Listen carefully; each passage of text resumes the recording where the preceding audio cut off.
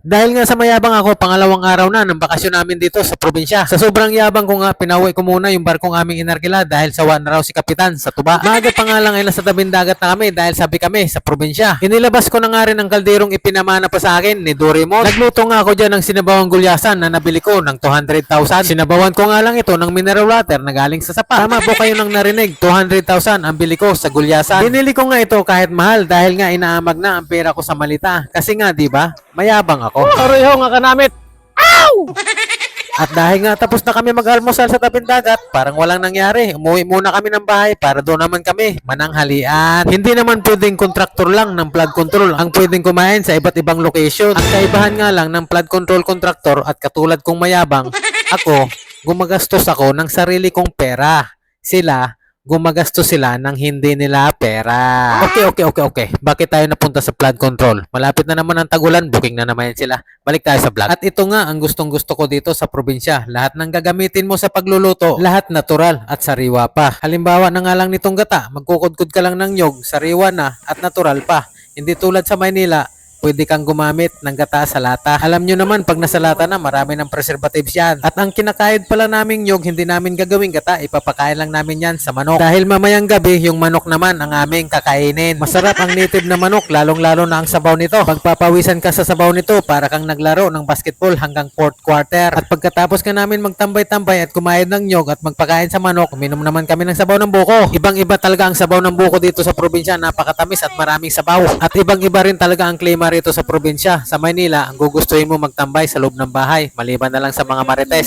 Dito sa probinsya, mas gugustuhin mo magtambay sa labas. May lutuan nga rin kami sa loob ng bahay, pero mas ginusto namin magluto dito sa labas. Sa tanghalian nga naman pala, nagluto naman kami ng sinabawang isdang bato. Binigay nga lang sa amin yan ng asawa ng pinsan ko. Itong masarap dito sa probinsya. Pwede kang magluto kahit wala kang gasol. Kahit saan kang tumingin dito, marami kang panggatong. At higit sa lahat, walang sisita sa yung gwardya kung mausok ang paligid mo. Nakaganon talaga yung ano, yung lemongrass. Lemongrass yun. Bawal yung gupit, ano?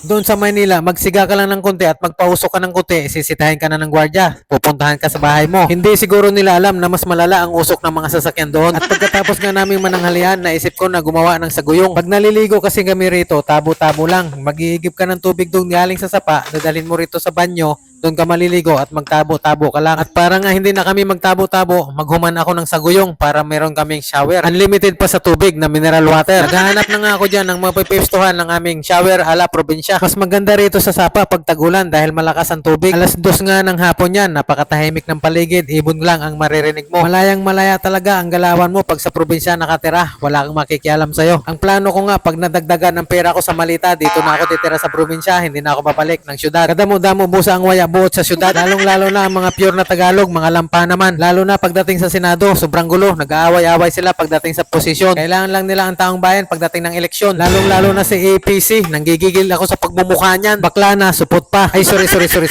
Nakiridawi lang ako, balik tayo sa vlog. Kakaunting nga lang ang tubig dito ngayon sa Sapa, pero kayang-kaya ko gawan ng paraan yan dahil dati naman akong sanay dito sa probinsya. Kahit gaano pa ako katagal sa Maynila, hindi ko makakalimutan ang discarding probinsya. At ayan na nga, unti-unti nang tumatawid ang tubig dito sa bamboo shower. Sa madaling salita, sa guyong. Ganyan lang kasimple, makakaligo na kami nang hindi gumagamit ng tabo. Mga alas 3 na yata ng hapon nang natapos ko ang paggawa nitong sa guyong. Oras na ng merienda. Kung merienda naman ang pag-uusapan, walang kaproblema rito sa probinsya. Kung hindi ka maarte, pwede ka magmerienda rito ng kamuting kahoy, kamote o kaya bibingka. Marami kang makakain dito, masipag ka lang. At mabuti na nga lang din at meron akong mali-malitang pera dahil nga isa akong mayabang. At ayan, tapos na nga pala ang ginawa kong bamboo shower. Naliligo na nga itong dalawang chikiting. At kami namang dalawa ni Mrs. nag-date muna kami sa gitna ng kabatuhan para maranasan naman namin kung paano mag-date ang mga diwata. Sabi nga ni Mrs. dugtungan ko pa raw yung saguyong hanggang doon sa malapit sa bahay. At dinugtungan ko nga yan kinabukasan, hindi ko na nga lang ipapakita sa inyo dahil puro na lang tayong usapang saguyong.